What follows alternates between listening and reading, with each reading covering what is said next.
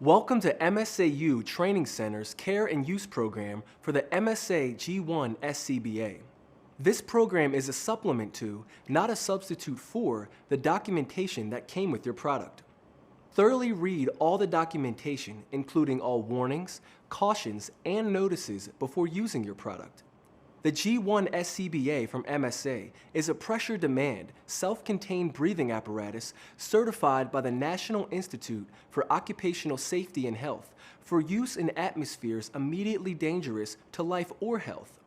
This program covers basic operation and maintenance of the MSA G1 SCBA and other components and functions such as the G1 speaker module, telemetry module, universal air connection, and MSA quick fill system. The G1 SCBA consists of the following components: the G1 facepiece, the G1 regulator, also known as a demand valve, the G1 heads-up display or HUD, part of both the facepiece and regulator, the G1 pressure reducer with low pressure warning device, the G1 control module, the G1 power module, the G1 speaker module, cylinder and valve assembly, and the G1 carrier and harness assembly.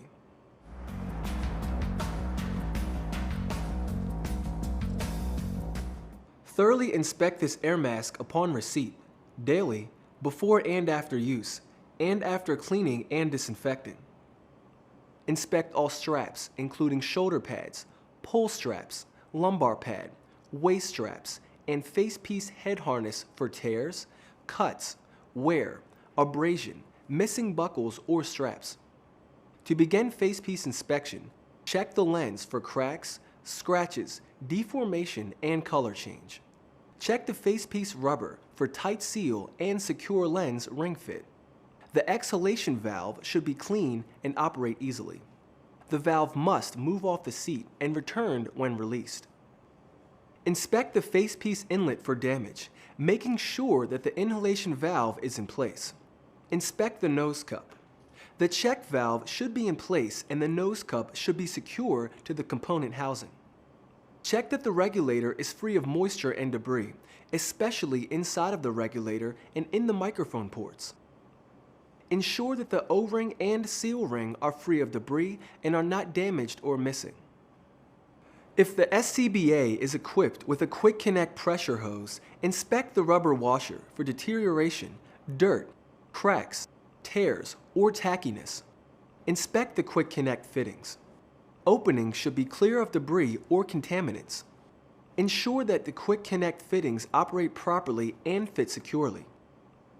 To inspect the pressure reducer with a threaded connection, unthread the hand wheel coupling nut from the cylinder valve and inspect the coupling nut for thread damage.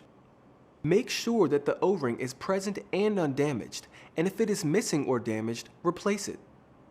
To inspect the pressure reducer with a quick connection, turn the quick connect counterclockwise a quarter turn, pull away from the cylinder valve to release, and check the quick connect for damage.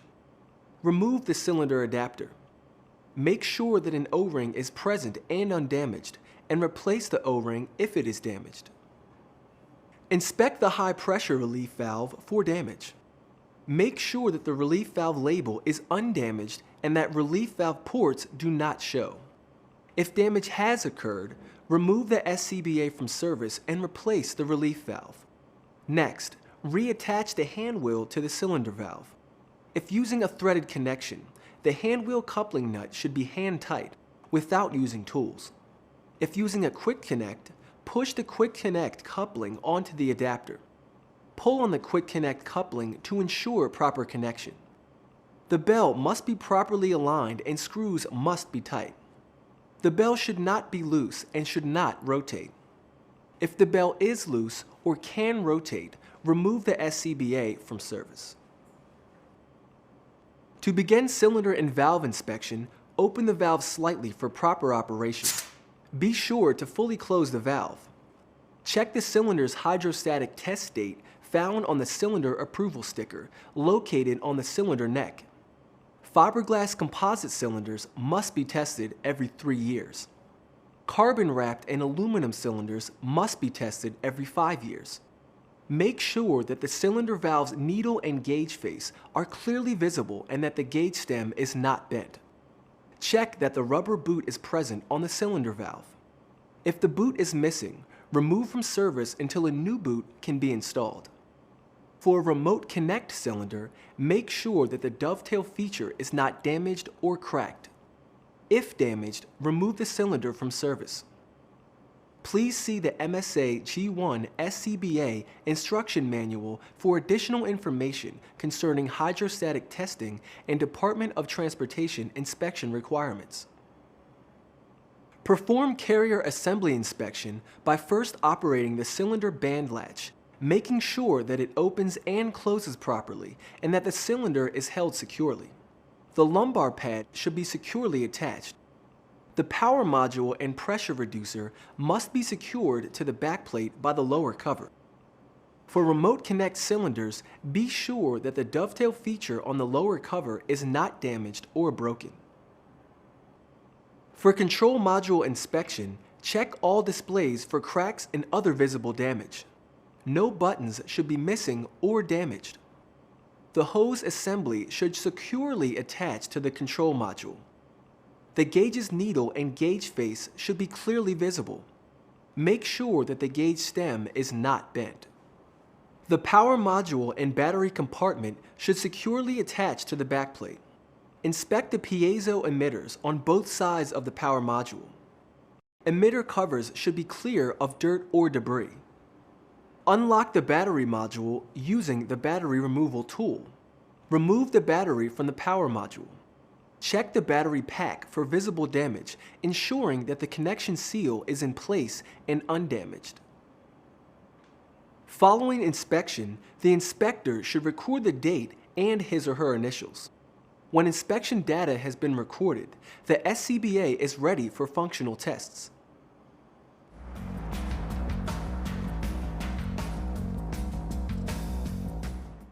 If the SCBA has passed visual inspection, conduct functional tests daily and after each use. If any part of the SCBA fails functional testing, don't use the SCBA and return it to a certified repair technician. Please note that functional checks must be conducted using a full cylinder. Before starting testing, check the cylinder valve pressure gauge to verify that the cylinder is full. Make sure that the regulator and facepiece can hold negative pressure. Close the cylinder valve and purge air from the system using the bypass knob or the regulator purge cover. Hold the facepiece against your face to create an effective seal. Attach the regulator and inhale until the facepiece begins to collapse against the face. Hold your breath for 10 seconds. Negative pressure should be maintained and the facepiece should remain collapsed against your face for the entire 10 seconds. Don't use the SCBA if negative pressure in the facepiece cannot be maintained. Check regulator function by first pushing the release buttons on the side of the regulator so that the regulator is shut off. If the regulator is equipped with a bypass valve, check that the bypass knob is fully closed. Open the cylinder valve completely. Observe the LED display to view the sequenced pattern. After the sequence completes, corresponding system pressure will display. Open the bypass knob and ensure that air flows from the regulator. Close the bypass knob. Attach the regulator to the facepiece, ensuring proper attachment by pulling on the regulator. Don the facepiece or hold the facepiece against your face to create an effective seal. Inhale sharply to start airflow and breathe normally. The regulator should not make any unusual sounds, including whistling, chattering, or popping. Pull the facepiece away from your face, making sure that air flows freely. Push the regulator release buttons, checking that airflow stops. Next, we'll check the functionality of the control module, power module, HUD, and low pressure warning device. The Integrated Personal Alert Safety System, or PAS device, lets users monitor movement through a motion sensor. When a user remains motionless for 30 seconds, The pass device goes into full alarm to alert those who are close by. The pass device also monitors cylinder pressure and battery status. For SCBA with integrated pass, make sure that all lights are visible when performing these checks. Align the control module, regulator, and SCBA as shown here. The control module should lie flat in order to check the white light that illuminates the pressure gauge. The graphical display and analog gauge should be consistent within a 5% range with cylinder pressure. Both control module reset buttons have the same function. Use one when resetting the motion alarm and the other when testing the manual alarm. To verify proper function of the HUD, control module, power module, and low pressure warning device, observe the control module gauge and display when alarms sound. Perform this test using a full cylinder. Pressurize the system by opening the cylinder valve and observe the regulator LED starting sequence. Listen for the power module to sound and for the low pressure warning alarm to sound briefly. Buddy lights should flash green. Allow the control module to remain motionless for approximately 18 seconds. Listen for the power module to sound pass pre-alarm tones. Verify that buddy lights flash red and that the red HUD LED flashes. Shake the control module to reset the alarm before the unit goes to full alarm. Allow the control module to remain motionless for 30 seconds until the full alarm sounds. Listen for the power module to sound the pass full alarm. Verify that buddy lights flash red and that the HUD displays a red LED. Reset the pass alarm by pressing the green reset button located on the left side of the control module twice within approximately 1 second. To check pass alarm manual activation, press and hold the alarm button on the front of the control module until the alarm activates. Listen for the power module to sound the pass full alarm tones. Verify that buddy lights flash red and that the HUD displays a red LED. Reset the pass alarm by pressing the green button located on the right side of the control module twice within 1 second. Disconnect the regulator from the facepiece and close the cylinder valve fully. Slowly open the regulator bypass valve or keep the purge pressed to bleed off pressure until the control module pressure reading drops below approximately 775 psi for 2216 psi cylinders and approximately 1575 psi for 4500 psi cylinders. A flashing red HUD LED must display at appropriate pressure. The low pressure warning device should be an alarm. All buddy lights should flash red and the pneumatic light should illuminate. Alarm should continue until air pressure is 200 psi or less. When system pressure falls below 200 psi, turn off the control module by pressing the green reset button 2 times within 1 second. Continue to purge the system until the pressure reaches 0. Close the bypass valve or release the purge button. If the low pressure warning device, control module, power module, or HUD does not function properly, the SCBA must be removed from service. To test speaker module functionality, the pass device and HUD should be powered on, and the regulator must be in the open position. To do so, pressurize the system and attach the regulator to the facepiece. Inhale sharply and begin breathing. Speak into the microphone near the regulator to ensure proper speaker module operation. Press and hold the speaker on-off button until the tone sounds and the unit turns off. The speaker module LED should be off. Press and hold the speaker module on-off button until the tone sounds and the unit turns on. If the SCBA does not function properly as described in this section, the SCBA must be removed from service and must be checked and corrected for proper operation by an MSA trained or certified repair person before using. Before donning the SCBA, the unit must pass all visual inspections and functional tests. The cylinder should be fully pressurized, and you must check the cylinder connection. The cylinder valve should seat correctly in the dovetail. If using a quick connect, check for a secure connection by pulling on the quick connect coupling. If using a remote connection with a threaded connect, check that the coupling nut is hand tight without tools. If using a direct connection with a threaded connect, check that the coupling nut is hand tight without tools. If using a direct connect with quick connect, check for a secure connection by pulling on the quick connect coupling.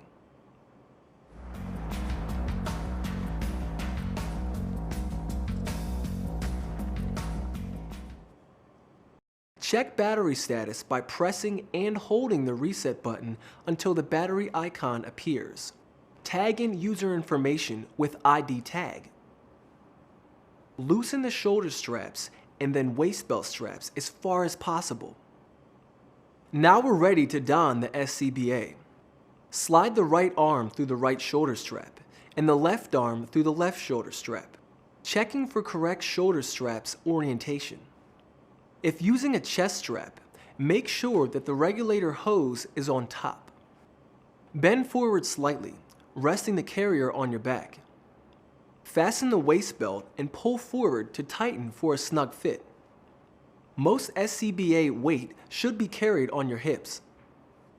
Attach the chest strap buckle and tighten if necessary.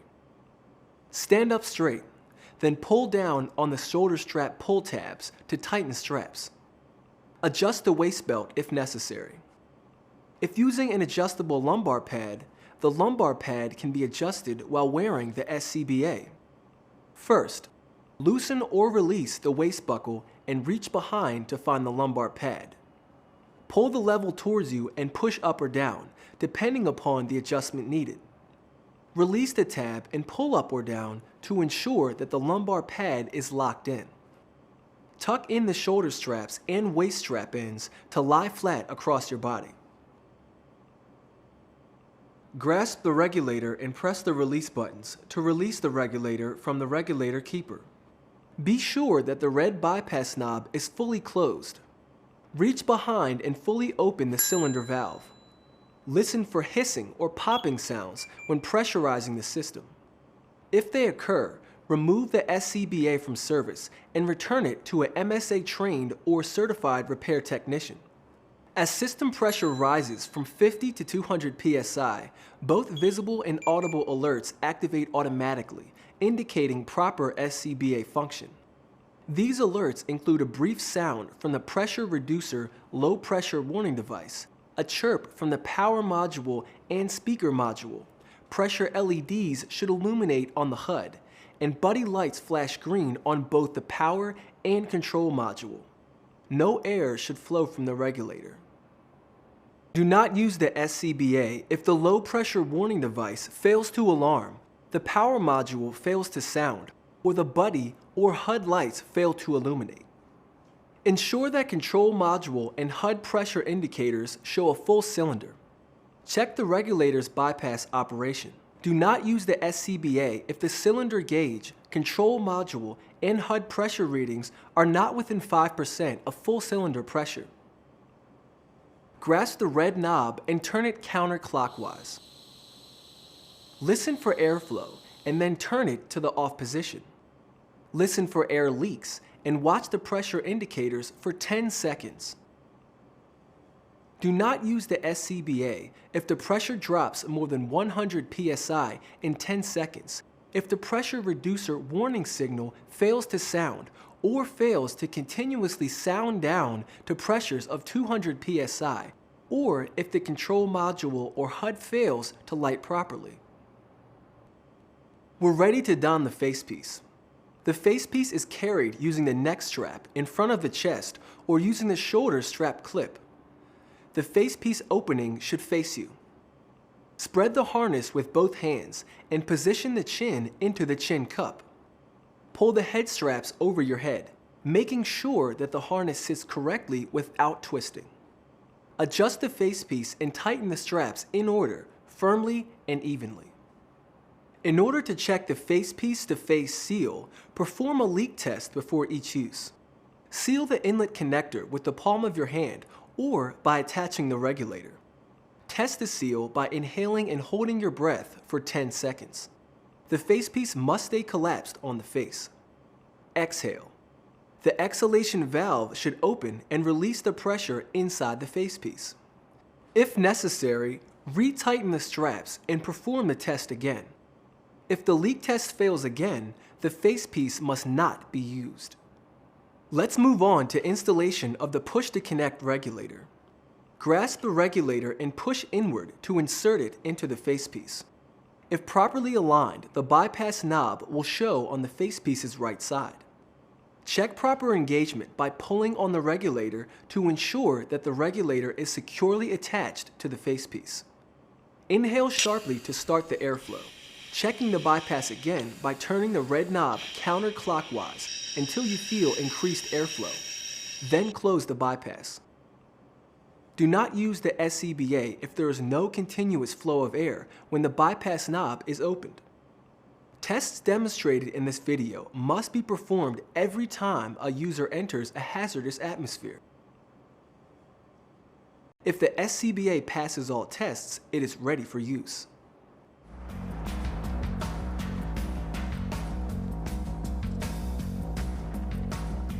When you're ready to remove the SCBA, grasp the regulator buttons, push the release buttons, and pull the regulator out of the facepiece. Fully close the cylinder valve, open the regulator bypass, or press the purge button to release system pressure. When pressure falls below 200 psi, turn off the control module by depressing the green reset button twice within 1 second. The HUD and speaker module will automatically shut off within 60 seconds after the control module has been shut off. A red LED will flash until the HUD turns off. Stow the regulator in the regulator keeper when it is not in use. To remove the carrier and harness, press in on the waist belt buckle release button and disconnect the chest strap buckle. To loosen the shoulder straps, grasp the pull tabs and push them out and away from you. Slip the right arm out of the shoulder strap first, then remove the harness. Be sure to replace the cylinder with a fully charged one. Complete the inspection. Ensure that the complete SCBA is clean and dry and that the facepiece head harness and harness adjustment straps are fully extended. Place the complete SCBA in its storage case or a suitable storage location for easy reach. To remove the facepiece, loosen the head harness by pulling the buckles forward with your fingers. Don't grip the facepiece by the exhalation valve. Instead, grip the chin straps and pull the head harness forward over your head. Grip the front of the facepiece and pull the facepiece away and down.